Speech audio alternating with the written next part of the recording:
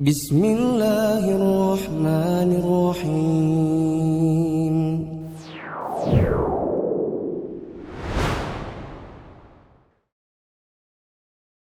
Bismillahirrahmanirrahim. Assalamualaikum warahmatullahi wabarakatuh. Waalaikumsalam warahmatullahi wabarakatuh.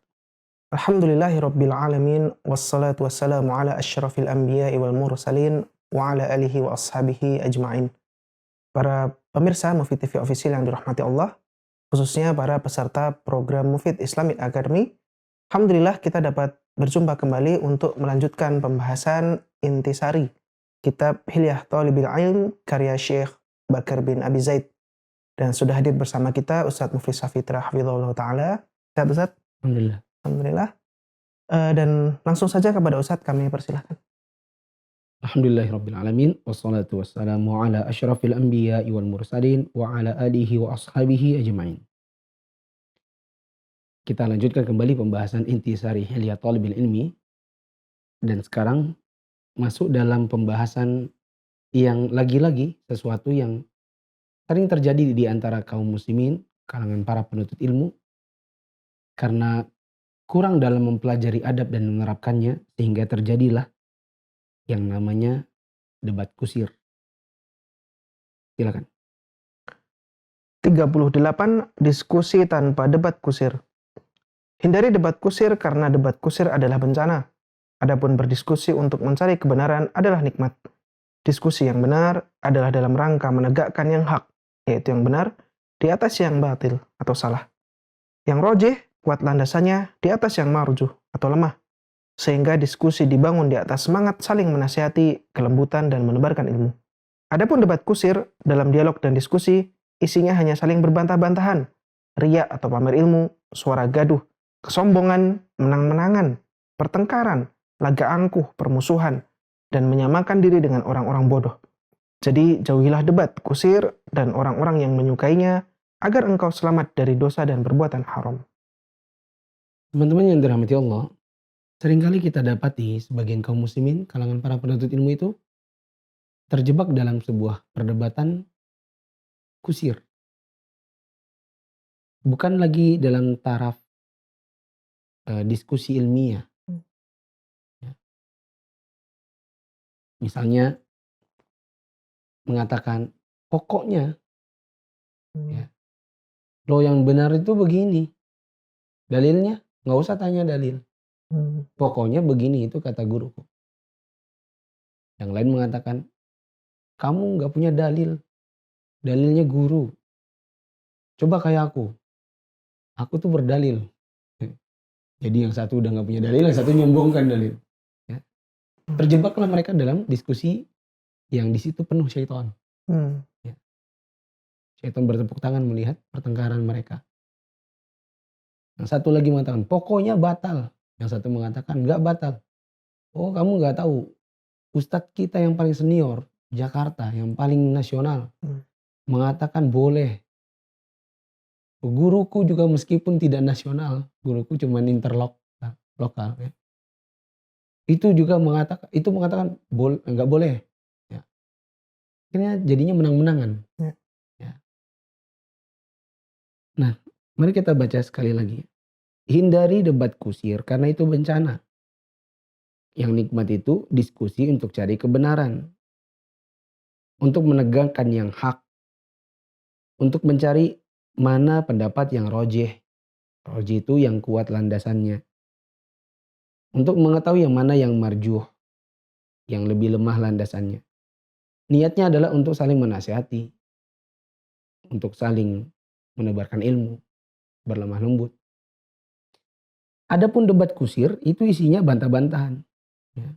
Nggak bisa gitu, nggak bisa, nggak bisa gitu. Pokoknya begini, enggak jelas gitu. Isinya riya, pamer ilmu. Makanya tadi saya contohin. Kamu nggak punya dalilmu guru. Coba aku nih kalau ngomong tuh pakai dalil. Berdalil sih, tapi isinya berubah jadi riya dan pamer. Suaranya gaduh. Ya, karena biasanya orang kalau sudah debat kusir itu kan volumenya tinggi. Ya. Pernah lihat di TV-TV, meskipun yang debat itu antar pemuka agama gitu kan. Kalau sudah ngomong politik, ya beda partai, tapi sama-sama ustadz di partai tersebut, beda dalam penyikapan terhadap kebijakan pemerintah, ya sudah hilang tuh ilmunya. Ya, isinya adalah gaduh, menyombongkan diri, ya sampai urusan-urusan yang kecil kayak tadi situ mengatakan gini, enggak itu sebenarnya ya itu salah baca, ya yang benar itu hak bukan hak. Gitu. Sudah nggak esensial lagi bantah-bantahannya, tidak esensial lagi topik yang dibicarakan, dan jadilah paling akhirnya adalah menyamakan diri seperti orang-orang bodoh. Ya. Sudah nggak kelihatan lagi bahwa ini orang-orang berilmu. Ya. Jauhilah debat kusir dan orang yang suka debat kusir supaya kamu selamat dari dosa dan perbuatan haram. Saya berikan satu catatan kaki yang sangat penting. Ya. Ada di catatan kaki nomor 76. Saya katakan, ada 3 syarat boleh berdebat. Yaitu syarat terkait niat, syarat terkait topik, dan syarat terkait orang yang berdebat. Simak penjelasan penerjemah, maksudnya penjelasan saya tentang ketiga syarat tersebut dalam artikel dan video yang berjudul Silakan Berdebat dengan Syarat. Bisa didapatkan di Google, di YouTube, atau di Telegram Ustadz Muflis Safitra. Nanti teman-teman bisa simak bagaimana penjelasan. Tapi saya berikan contoh sedikit di sini. Kapan kita boleh berdebat? Ada syaratnya tadi. Niat, topik, dan orangnya. Kita lihat. Bila niat debat ini niat hanya untuk sombong-sombongan, tinggalkan. Tapi kalau niatnya adalah untuk menggali ilmu, silakan. Jadi niatnya apa dulu? Ada orang sengaja untuk mempelajari sebuah masalah. Lalu memancing perdebatan supaya nanti dia kelihatan bahwa dia berilmu dalam topik itu. Misalnya terkait e-money. Terkait penggunaan aplikasi transfer bank supaya tidak perlu pakai biaya transfer. Udah digali-gali, dihafalkan dalil-dalilnya, baru kemudian memancing perdebatan di sebuah forum supaya nanti dia bisa keluarkan ilmunya. Ini orang niatnya udah salah. Ya. Jadi niatnya harus benar dalam rangka untuk menggali ilmu, bukan untuk menang-menangan dan untuk menyombongkan diri. Kedua, topiknya. Topiknya harus topik yang penting dan urgent untuk diperdebatkan. Misalnya kita berdiskusi dan terpaksa harus sedikit berdebat dengan sebagian ustadz tentang hukum AdSense dari YouTube atau dari Google. Hukum iklan yang diputar di YouTube kita manakala dia dimonetize. Ya. Terjadi perdebatan, yang satu mengatakan nggak boleh gini, yang satu mengatakan nggak boleh karena begini dan begitu. Ya. Topiknya topik penting karena kalau nanti diketahui akhirnya hukumnya disebarkan bermanfaat bagi banyak orang karena penggunanya kan banyak. Adapun topik yang nggak penting, misalnya ayam sama telur duluan mana, ya kan? Contoh yang lain kalau zaman sekarang topik politik itu nggak ada habis. Meskipun ustadz-ustadz berilmu, manakala sudah masuk di situ dan diperdebatkan, tadi saya bilang sudah masuk dalam kadang-kadang debat kusir, ya kehilangan ilmu. Yang ketiga adalah orangnya. Siapa yang berdebat? Kalau antar orang berilmu, ya monggo. Ya. Tapi kalau kita hadapi ini jelas orang, ya maaf, orang ini pandir. Ya. Gak jelas ininya apa? Keilmuannya, kelihatan nih orang kayaknya agak-agak kurang. Ya. Maka gak perlu diperdebatkan. Atau kita putusan aja berdebat sama dia, nah, gak usah. Sebagaimana kata Imam Syafi'i, saya kalau debat sama orang yang berilmu, insya Allah saya menang. Tapi kalau saya berdebat dengan orang yang jahil, saya selalu kalah. Karena berdebat dengan orang berilmu, kami kedepankan dalil. Sedangkan dengan orang yang jahil, dia kedepankan nafsu. Saya ngomong pakai dalil, dia ngomong pakai nafsu. Gitu. Maka gak ada selesainya. Dan kadang-kadang saya kalah melawan orang yang besar nafsu dalam membantah masalah agama. Jadi kurang lebih seperti itu. Ya. Jadi perhatikan niatnya, perhatikan urgensi topiknya, dan siapa atau dengan siapa kita akan memperdebatkan sesuatu. Sekarang kita lanjut ke nomor 39. Poin ke-39, mudzakarah atau tukar pikiran dalam ilmu. Bersenang-senanglah dalam mudzakarah, yaitu tukar pikiran dan tanya jawab dengan teman-teman yang berilmu. Karena jika dilihat dari beberapa sudut pandang, kegiatan ini justru lebih bagus daripada menelaah buku, lebih mengasah otak dan menguatkan ingatan. Lakukan mudzakarah ini dengan sikap insaf, yakni saling menghormati jika ada perbedaan pendapat, saling berlemah lembut dengan teman diskusi, berusaha menjauhi sikap tidak adil, kegaduhan, dan bicara yang sembrono. Berhati-hatilah, sesungguhnya mudzakarah dapat menyingkap aib orang yang tidak jujur. Mudzakarah dengan orang-orang yang ilmunya masih kurang dan otaknya beku adalah penyakit dan akan membuat permusuhan. Adapun mudzakarah secara mandiri, memutar otak untuk mengkaji sebagian masalah ilmu, jangan pernah lepas dari keseharianmu. Ada yang mengatakan, hidupnya ilmu itu dengan bermudzakarah di dalamnya. Syekh Bakar bin Abi Zaid di sini menganjurkan kita untuk bersenang-senang dan memperbanyak mudzakarah. Mudzakarah itu artinya tukar pikiran dan tanya jawab dengan teman. Kita dulu kalau ke kajian Syekh Sa'ad Asy'atri, ya, di mobil itu ada beberapa orang. Ada orang yang Masya Allah mutalaahnya banyak, orangnya juga baik, dari Sudan. Ya, dan kami menganggap dia di antara murid Syekh salah satu yang paling terdepan. Nah, dia kadang dalam perjalanan menuju kajian sering bertanya, masih ingat gak kemarin khilaf ulama dalam masalah ini? Coba rincikan apa saja. Masih ingat gak dalilnya masalah yang ini? Nah, kita yang diujinya senang karena menguatkan hafalan, merecall apa yang sudah kita terima dari Syekh kemarin, ya. Dan itu akan lebih menambah ilmu. Bagaimana kata Syekh tadi di sini.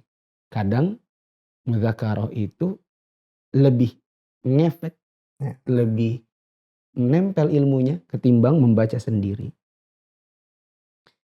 Teman-teman yang dirahmati Allah, di sini ada rambu-rambu untuk orang yang mau mudzakarah. Di antaranya adalah harus punya sifat insaf. Insaf itu artinya saling menghormati kalau ada perbedaan pendapat. Adil. Pertengahan. Jangan nanti kalau mudzakarah, ayo kali gini gimana yo. Ya. Misalnya kurang insaf itu begini. Terus dikoreksi. Oh enggak, yang benar itu begitu. Ah kamu nih sok tahu. Enggak begitu. Ya.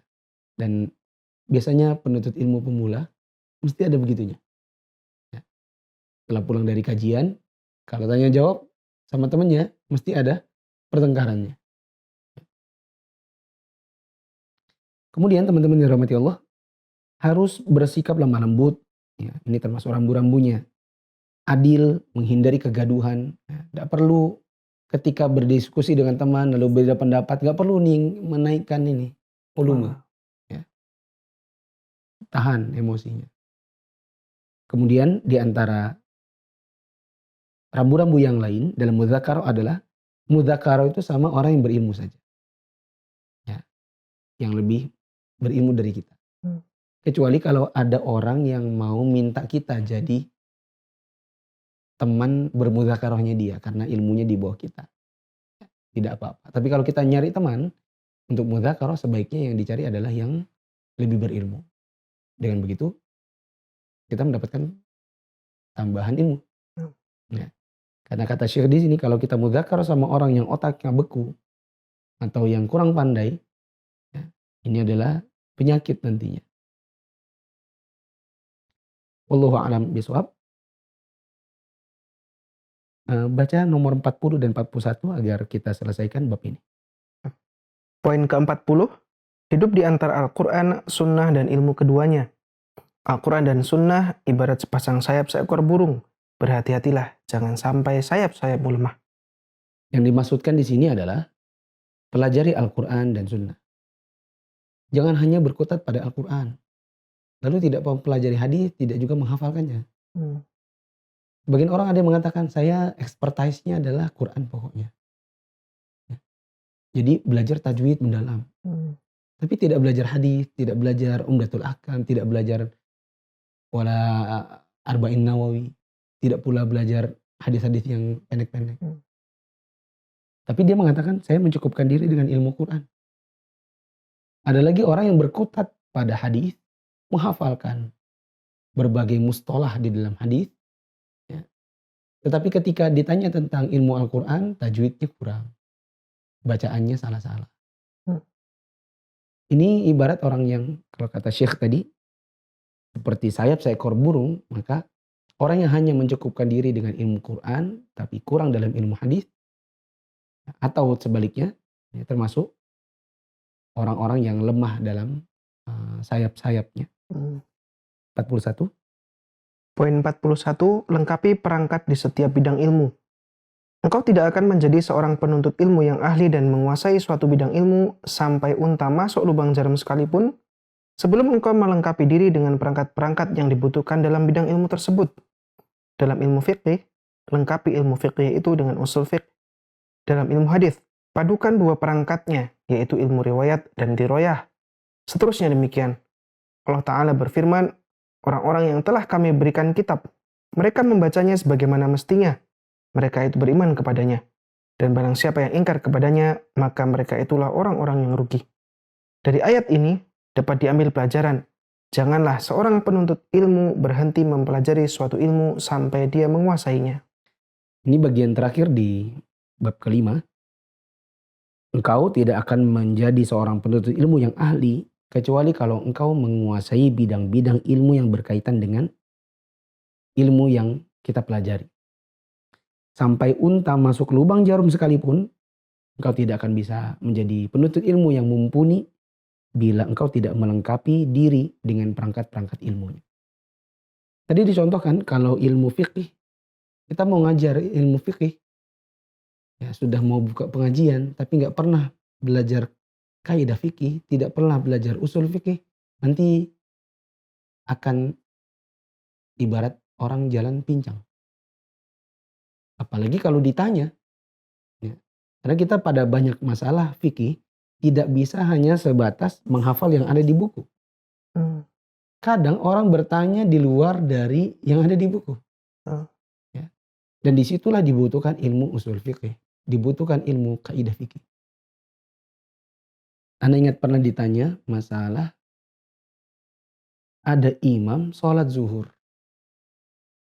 Dia bangkit di rokaat kelima. Ini. Lalu orang mengatakan subhanallah. Tapi dia ngotot meneruskan sholatnya. Ustadz, saya harusnya ngapain sebagai makmum? Saya udah ngomong subhanallah, imamnya gak duduk. Terus orang sekitar saya itu ada yang langsung berhenti.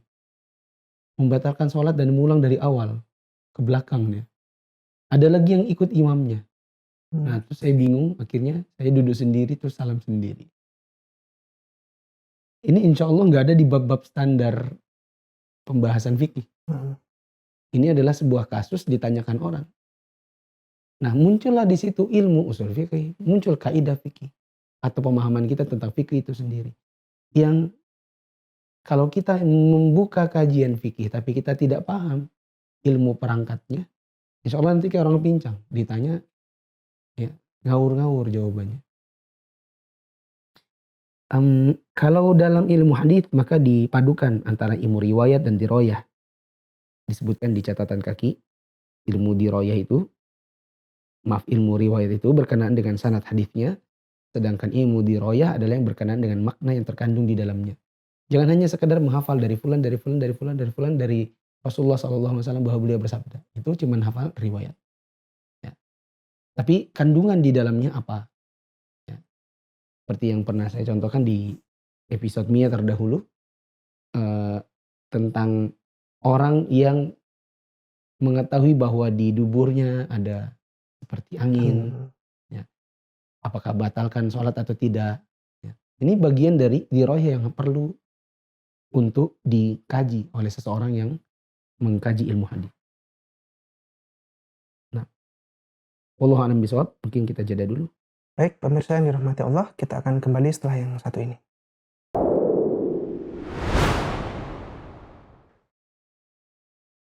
A'udzu billahi minasy syaithanir rajim.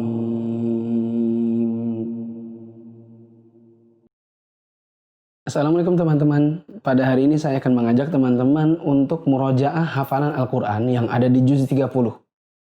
Semoga kita bisa mendapatkan pahala membaca Al-Quran, bisa lebih menguatkan hafalan, terutama untuk teman-teman yang mengimami keluarganya dan mempergunakan hafalan Al-Qur'annya manakala untuk berdakwah dengan orang-orang yang ada di sekitarnya. Ingat, jangan buka Al-Qur'an, dan saya akan membacakan sebagian dari ayat yang ada di juz 30 dan teman-teman tinggal melanjutkan. A'udzu billahi minasy syaithanir rajim. Bismillahirrahmanirrahim. Al-qari'atu mal-qari'ah. Wa ma adraka mal-qari'ah. Yauma yakunun nasu kal farashil mabthuth. Lanjutkan.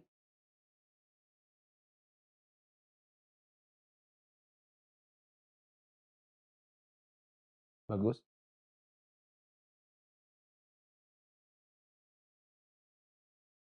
Lanjutkan. Lanjut.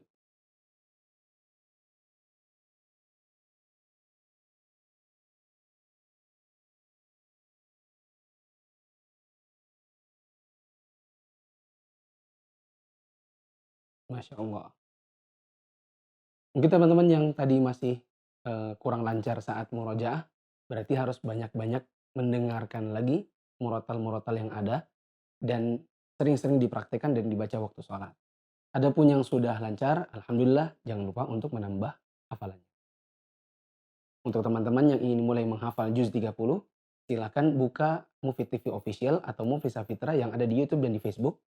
Untuk di YouTube, di deskripsi sudah kami berikan menit-menit setiap suratnya, sehingga teman-teman bisa langsung lompat ke surat yang diinginkan dengan mengklik angka menit yang ada di deskripsi. Demikian untuk murojaah hari ini. Assalamualaikum warahmatullahi wabarakatuh.